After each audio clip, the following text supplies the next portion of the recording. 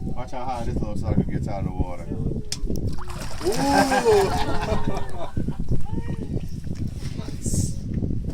I'd rather deal with a 14-foot alligator than a little 3 or 4-foot alligator. They're twice as fast. Come on. Oh yeah.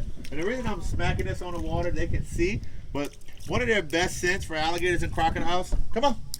They have liberty nerve endings underneath their bottom jaw and their upper jaw. It's kind of like a lateral line on a fish. Alligators and crocodiles can sense a mosquito landing on the water up to 20 feet away. That's how they do all their hunting at nighttime. They're a very nocturnal animal.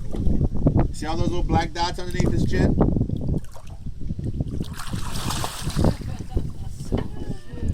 Now all those little ridges, that's all his little scoops, okay?